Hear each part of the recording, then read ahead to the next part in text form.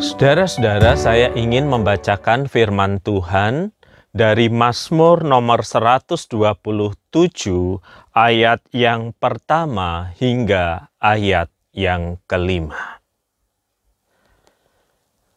Mazmur 127 ayat pertama hingga ayat yang kelima. Nyanyian Syarah Salomo, jika bukan Tuhan yang membangun rumah, sia-sialah usaha orang yang membangunnya. Jikalau bukan Tuhan yang mengawal kota, sia-sialah pengawal berjaga-jaga. Sia-sialah kamu bangun pagi-pagi dan duduk-duduk sampai malam dan makan roti yang diperoleh dengan susah payah, sebab ia memberikannya kepada yang dicintainya pada waktu tidur. Sesungguhnya anak-anak lelaki adalah milik pusaka dari Tuhan, dan buah kandungan adalah suatu upah. Seperti anak-anak panah di tangan pahlawan, demikianlah anak-anak pada masa muda. Berbahagialah orang yang telah membuat penuh tabung panahnya dengan semuanya itu.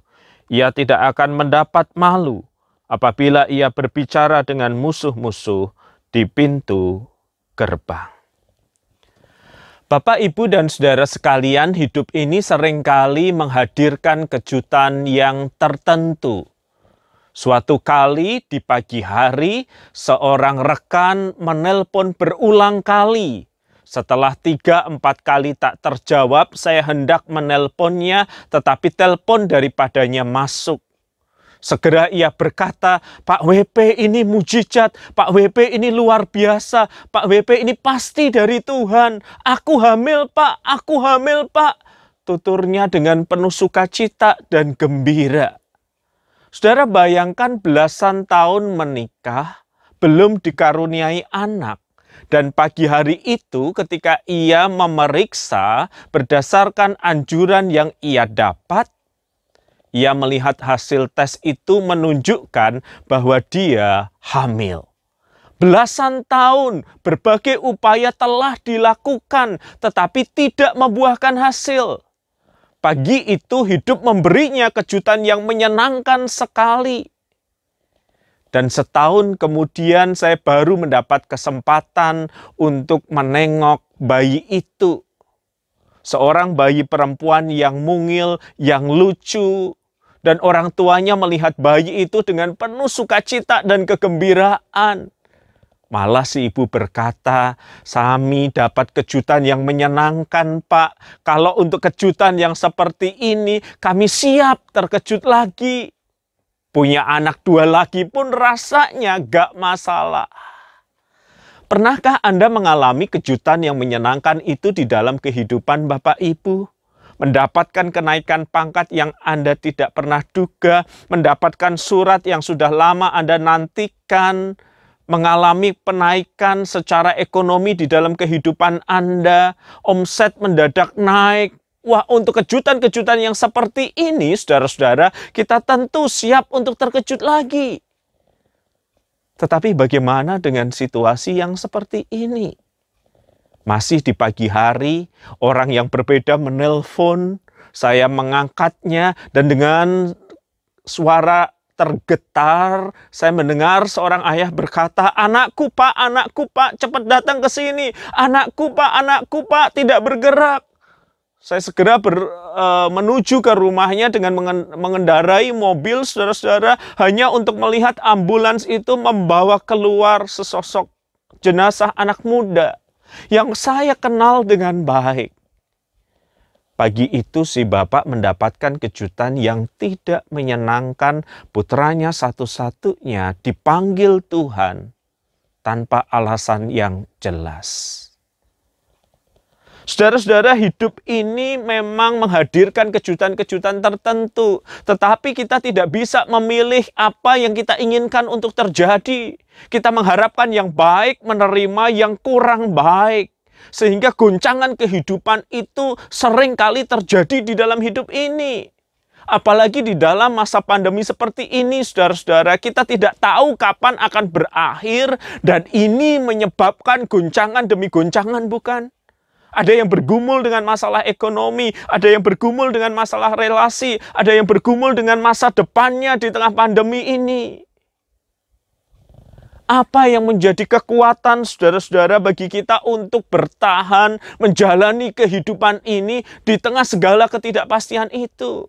Apa yang bisa memberi kita kekuatan dan sukacita untuk menjalani hidup hari demi hari di tengah segala ketidakpastian yang ada, saudara-saudara? Mari kita menengok pada bacaan firman Tuhan dari Mazmur 127 tadi, saudara-saudara. Agar kita mendapatkan kekuatan untuk menjalani hidup di tengah segala ketidakpastian, di tengah goncangan yang terjadi. Yang pertama, saudara-saudara, firman Tuhan mengingatkan kita mendapatkan kekuatan untuk menjalani kehidupan ini ketika kita mengingat peran serta Tuhan di masa lalu. Pemazmur berkata, saudara-saudara, jikalau bukan Tuhan yang membangun rumah, sia-sialah usaha orang yang membangunnya. Jikalau bukan Tuhan yang mengawal kota, sia-sialah pengawal berjaga-jaga. Saudara-saudara, Mazmur ini sebenarnya adalah sebuah Mazmur perjalanan, saudara-saudara. Orang Israel berjalan siarah menuju ke Yerusalem. Dan di dalam perjalanan yang cukup lama itu ada banyak kejutan yang bisa terjadi. Ada banyak bahaya yang bisa mengancam. Mereka bisa dirampok, mereka bisa dibunuh oleh kerasnya alam waktu itu. Badai pasir bisa terjadi sewaktu-waktu mengancam kehidupan mereka. Nah, di tengah perjalanan yang berat ini, saudara-saudara, untuk mereka mendapatkan kekuatan melanjutkan perjalanan menuju Yerusalem, satu hal yang mereka ingat, satu hal yang terus ada di dalam pikiran dan hati mereka, yaitu pengakuan mereka bahwa di masa lalu Tuhan sudah mengerjakan perbuatan yang hebat, Tuhan sudah mengerjakan perbuatan yang dahsyat. Jikalau bukan Tuhan yang membangun rumah, sia-sialah usaha orang membangunnya. Jikalau bukan Tuhan yang mengawal kota, sia-sialah pengawal berjaga-jaga. Mereka mengingat berkat Tuhan di masa lalu. Kalau mereka bisa membangun rumah, bukan hanya kerja keras mereka, tetapi ada berkat Tuhan di dalamnya. Kalau mereka bisa tinggal di kota yang aman, bukan karena mereka punya pengawal yang bagus, tetapi ada Tuhan di dalamnya. Saudara, mereka mengingat pertolongan Tuhan di masa lalu, dan itu yang memberi mereka kekuatan. Bahwa Tuhan yang telah menolong mereka di masa lalu adalah Tuhan yang menyertai mereka di masa kini, dan Tuhan yang menyertai mereka di masa kini juga adalah Tuhan yang akan menyertai mereka ke depan. Saudara, menjadi penting di tengah ketidakpastian yang ada bagi kita untuk mengingat pertolongan Tuhan di masa lalu. Dan ini bukan sekedar mengingat untuk menepuk dada kita, seolah-olah itu adalah hasil kita, seolah-olah semua terjadi karena kekuatan kita, sama sekali bukan. Tetapi mengingat bahwa Tuhan telah memberkati kerja keras kita. Mengingat untuk menemukan bahwa keberhasilan apapun yang kita nikmati adalah campur tangan Tuhan yang memberkati kerja keras kita. Ingat, saudara-saudara, segala yang ada pada diri kita, segala yang kita miliki, tidak mungkin terjadi kalau hanya berdasarkan kekuatan kita saja. Ada berkat Tuhan yang memberkati kerja keras kita. Maka ini yang harus kita ingat, dan ini yang memberi kekuatan. Bukan tepukan di dada kita, tetapi pengakuan tentang siapa Tuhan dan apa yang telah Ia lakukan. Sebelum masa pandemi, saya menempuh perjalanan untuk pelayanan. Setelah turun dari pesawat, saudara-saudara, saya berjalan menuju ke tempat pengambilan bagasi. Cukup jauh, saudara-saudara, tetapi bersyukurnya di titik-titik tertentu ada travel letter. Semacam tangga berjalan yang datar yang biasa Anda jumpai di bandara. Ketika saya berjalan menuju travel letter itu masih cukup jauh, bersama dengan saya seorang ibu dan anaknya kurang lebih berusia 6 sampai 7 tahun. Anaknya, saudara-saudara, berkata kepada ibunya, "Mah, lihat, itu berhenti kan?" katanya sambil menunjuk travel letter itu. "Aku nanti akan lari, akan kukerahkan kekuatanku, jurusku. Pasti nanti bisa jalan, kita bisa naik di situ." Saudara, saya tersenyum mendengar penuturan anak itu, dan sejurus kemudian itu yang dia lakukan. Dia berlari dengan keras, tangannya seperti memperagakan jurus tertentu, mulutnya komat-kamit lalu berkata, "Jalan!" Dan ketika dia mengatakan itu, tepat ia di bibir travel letter itu. Dan tiba-tiba terdengar suara mesin berbunyi yang menunjukkan travel letter itu jalan. Anak itu menoleh ke belakang kepada kami lalu berkata, "Bener kan, Mah? Sakti kan, Mah? Aku bisa kan, Mah? Aku kuat kan, Mah? Tenagaku hebat kan?"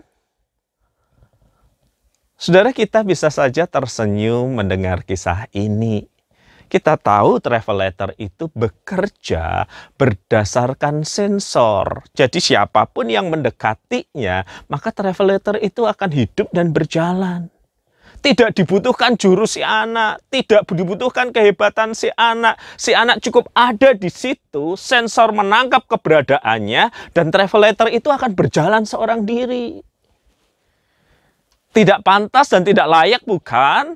Bahwa ketika travel letter itu berjalan, si anak kemudian mengatributkan itu pada dirinya. Karena saya nih, betul ada andilnya, tetapi andilnya hanya sebagian kecil. Selebihnya yang bekerja adalah mesin travel letter itu. Kita mungkin menertawakan anak ini, saudara-saudara, padahal kesalahan yang sama seringkali kita lakukan di dalam kehidupan kita. Ketika kita punya rumah yang bagus, ketika kita punya kendaraan yang bagus, ketika tabungan kita cukup memadai, diam-diam kita menepuk dada kita, mensyukuri kekuatan kita, mensyukuri hikmat kita, mensyukuri kemampuan kita yang membuat segala sesuatu bisa ada dan berhasil. Kita lupa, jikalau bukan Tuhan yang membangun rumah, jikalau bukan Tuhan yang mengawal kota, sia-sialah usaha kita. Karena itu mari penuhi bibir kita, mari penuhi pikiran dan hati kita dengan hati yang mengucap syukur, mengingat pertolongan Tuhan di masa lalu. Bahwa segala yang ada bukan karena kuat kuasa kita. Saudara, menjadi penting untuk mengingat pekerjaan Tuhan di masa lalu. Karena kita tahu kita tidak mungkin menghadapi masa depan ini dengan kekuatan kita sendiri, saudara-saudara. Kekuatan Anda dan saya sangat terbatas. Hikmat masa lalu yang kita miliki bisa jadi tidak berfungsi lagi di masa seperti ini. Anda ingat berapa banyak pabrik tutup? Restoran yang dulu berjaya, kini bangkrut. Usaha yang dulu moncer luar biasa, gemilang, kini gulung tikar. Saudara, dibutuhkan lebih dari kemampuan dan hikmat kita untuk menapaki jalan yang ada di depan. Dibutuhkan penyertaan Tuhan dan kesadaran kita akan kehadiran Tuhan. Jadi apa yang membuat kita kuat menjalani hidup dengan segala ketidakpastian yang ada? Hal yang pertama, saudara-saudara, ingatlah penyertaan Tuhan di masa yang lalu. Yang kedua, saudara-saudara, apa yang membuat kita punya kekuatan untuk menjalani masa depan dengan segala ketidakpastian yang ada? Mari kita perhatikan apa yang dikatakan firman Tuhan, saudara-saudara, di ayat yang ketiga. Sesungguhnya anak-anak lelaki adalah milik pusaka daripada Tuhan, dan buah kandungan adalah suatu upah. Dan di ayat yang kelima, berbahagialah orang yang telah membuat penuh tabung panahnya dengan semuanya itu. Ia tidak akan mendapat malu apabila ia berbicara dengan musuh-musuh di pintu gerbang. Hal yang kedua, saudara-saudara, adalah mensyukuri berkat Tuhan yang masih kita nikmati sampai saat ini. Saudara-saudara, ketika pemazmur mengajak kita untuk mensyukuri berkat Tuhan, maka dia memakai konteks pada zamannya untuk menjelaskan bahwa setiap keluarga yang punya anak atau anak-anak, berarti mereka mendapatkan berkat Tuhan, berarti mereka mendapatkan perkenanan Tuhan. Anak-anak itu digambarkan seperti anak panah, saudara-saudara, yang apabila tabung itu penuh, maka bisa diambil satu persatu untuk menghadapi lawan. Bayangkan saudara-saudara, kalau seseorang masuk ke medan peperangan, tetapi dia tidak membawa senjata. Dia membawa busur yang melengkung, tapi dia tidak punya anak panah. Saudara, pemazmur mengajak kita untuk mensyukuri sesuai dengan konteks zaman itu. Punya anak-anak, khususnya anak laki-laki, adalah mempunyai segala sesuatu yang diperlukan untuk menghadapi masa depan. Karena dari perspektif mereka, anak laki-laki lah yang akan meneruskan pekerjaan orang tua. Anak laki-laki lah yang akan membela orang tua ketika peperangan atau sesuatu serangan yang bersifat fisik itu terjadi. Jadi pemazmur mengajak kita untuk melihat apa yang ada di tanganmu, yang merupakan tanda dari berkat Tuhan, perkenanan Tuhan, yang masih kita bisa nikmati sampai saat ini. Bersyukurlah. Bagi pemazmur dan orang-orang zamannya, itu adalah anak-anak laki-laki. Bagi kita, tanda berkat Tuhan itu bisa banyak hal di dalam kehidupan ini. Apapun yang kita masih bisa nikmati di masa pandemi ini, bukan hanya ingatlah, tetapi juga syukurilah. Bersyukur, saudara-saudara, berarti kita menerimanya dengan hati yang gembira. Bersyukur, saudara-saudara, bukan berarti kita kemudian masih ingin lebih banyak lagi, dan lebih banyak lagi. Dan apabila tidak mendapatkan lebih banyak lagi, maka kita tidak gembira. Bersyukur, saudara-saudara, berarti menikmati apa yang ada. Sebab kita tahu salah satu hal yang sering mencuri rasa syukur kita adalah ketamakan, saudara-saudara. Ketika orang menjadi tamak, dia tidak bisa mensyukuri apa yang ada, ingin meraih lebih banyak lagi, maka dia tidak bisa mensyukuri apa yang ada di tangannya, bukan? Yang merampas syukur kita bukan orang dari luar. Yang merampas syukur kita bukan situasi. Yang merampas syukur kita seringkali adalah ketamakan di dalam hati. Membuat kita tidak bisa menikmati apa yang di depan mata ini. Saudara, saya rasa Anda pernah mendengar legenda tentang Raja Midas, bukan? Raja Midas yang punya segala sesuatu, maklum dia raja, tinggal berkata, maka segala sesuatu dibawa ke tangannya. Tetapi karena tamak, karena ingin memperoleh lebih banyak lagi, saudara-saudara, maka dia meminta kepada dewanya, dan berdasarkan legenda ini, apa yang diminta dikabulkan. Saudara tahu apa yang dimintanya? Dia meminta apabila segala sesuatu yang disentuh oleh tangannya mengenai segala sesuatu, maka itu berubah menjadi emas. Kenapa menjadi emas? Karena mahal dan mewah, bukan? Dan di dalam legenda itu permintaan ini dikabulkan, saudara. Midas begitu gembira, begitu bersuka cita. Dia meletakkan jarinya atas kursi dan berubah menjadi emas. atas meja dan berubah menjadi emas. Segera dia menyentuhkan jarinya ke dinding, kemanapun juga, saudara-saudara. Begitu gembira, semuanya jadi emas. Dan dia masih belum cukup, semua pun disentuhnya. Dan ketika dia merasa lelah, terengah-engah, dia duduk, dia ingin makan, dia meraih apel itu. Dan betapa terkejutnya apel itu juga menjadi emas. Tidak bisa dimakannya.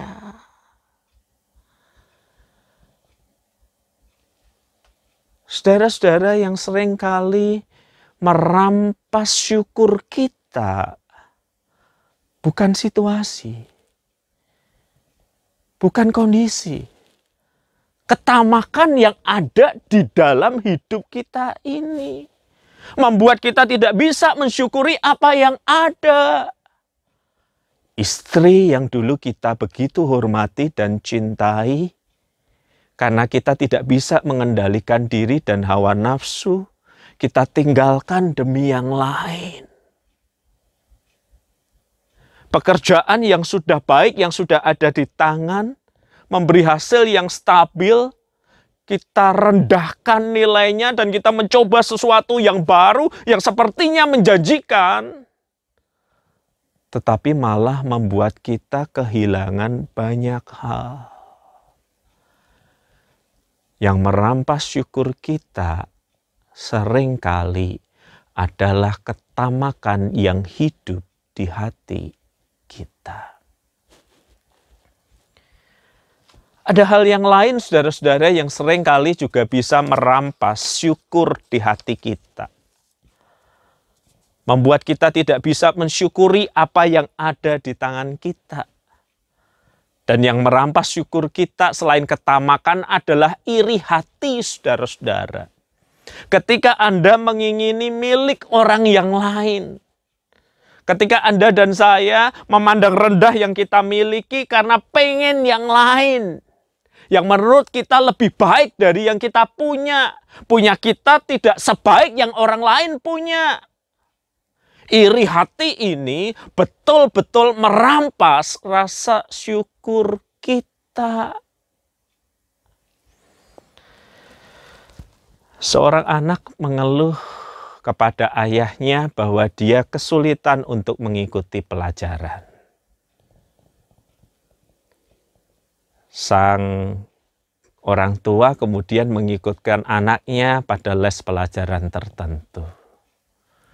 Betapapun si anak berjuang, ternyata hasilnya ya hanya di atas rata-rata. Ketika si anak membawa raportnya kepada si ayah kecewa dan berkata, "Nak, rapot kok nilainya cuma pas-pasan. Dari skala 1 sampai 10 nilaimu 6, 7, 6, 7. Mengapa nggak seperti anak sebelah? Papa dengar anak sebelah katanya nilainya 9, 10, 9, 10. Udah anaknya ganteng, sopan, pinter. Kenapa kamu nggak bisa kayak gitu?" Si ayah nampak begitu marah. Si anak tertunduk, terdiam, dan si ayah kembali melanjutkan kemarahannya. Percuma sudah dibayari, nilainya nggak bagus. Kenapa kamu nggak bisa seperti anak sebelah? Si anak terdiam, lalu ia menjawab, "Pak, maaf kalau tidak bisa seperti anak sebelah." Iya, alasannya apa? Si anak menarik nafas panjang lalu berkata, "Ada pepatah, Pak. Buah jatuh tidak jauh dari pohonnya. Kalau anak sebelah ganteng, sopan, dan pinter, ya papa mamahnya juga demikian. Kalau nilaiku jelek, Anda tahu kurang lebih lanjutannya, bukan, saudara-saudara? Tidak ada yang lebih merampas rasa syukur kita ketimbang iri hati. Iri hati yang menyebabkan kita tidak bisa menikmati apa yang ada, apalagi mensyukurinya. Padahal apa yang ada itu juga merupakan karya Allah di dalam kehidupan kita, saudara-saudara. Saudara, dua hal ini kita butuhkan untuk menjalani hidup di tengah segala ketidakpastian yang ada. Yaitu mengingat karya Tuhan di masa lalu yang menjadikan kita ada sebagaimana kita ada saat ini. Dan kemudian mensyukuri karya Tuhan itu di masa kini sehingga kita mantap melangkah ke depan bersama dengan Tuhan. Saudara, situasi ini sungguh di luar kendali dan dugaan kita, bukan? Suatu kali seorang yang mempunyai bisnis tertentu menelpon saya dan berkata begini, "Pak WP, tolong didoain saya ya. Konter makanan saya yang ada di kampus-kampus Surabaya tutup semua. Pegawai harus dibiayai. Stok bahan baku melimpah. Ini mau dikemanain? Saya nggak kuat, Pak. Mengapa Tuhan mengizinkan ini terjadi?" Saudara, saya tidak punya jawaban untuk pertanyaannya lewat telepon. Hanya saya berkata, tiap kali Bapak merasa ini melampaui kekuatan Bapak, ingat Kristus. Ingat penderitaannya. Ingat karyanya. Dan bersyukurlah di tengah situasi yang terjadi seperti ini, tidak akan memisahkan Bapak dari kasih Kristus. Walaupun susah payah. Pak, saya ingat kasih Kristus, begitu katanya. Tapi saya juga butuh pertolongan Tuhan yang konkret, yang nyata di masa kini. Saya pun memberi dia satu saran dari kitab Amsal yang sering kali saya khotbahkan di radio. Apapun yang dijumpai oleh tanganmu, kerjakanlah itu. Kami berdoa bersama-sama. 3 bulan kemudian, saudara-saudara, ketika masa pandemi masih berlangsung di Surabaya, dia kembali menelpon dan berkata, "Pak, terima kasih untuk doa-doanya. Saya bukan bilang saya menjadi kaya, harta saya bertambah. Tidak, Pak. Saya bertahan ini. Saya bertahan karena saya tahu satu hal. Tidak ada yang bisa memisahkan saya dari kasih Kristus. Saya anaknya. Dan kalau saya anaknya, saya mau hidup mempermuliakan namanya. Mau berjuang keras." Dan Pak WP tahu. Tuhan buka jalan, Pak. Ada orang yang meminta saya untuk jadi distributor kecil-kecilan.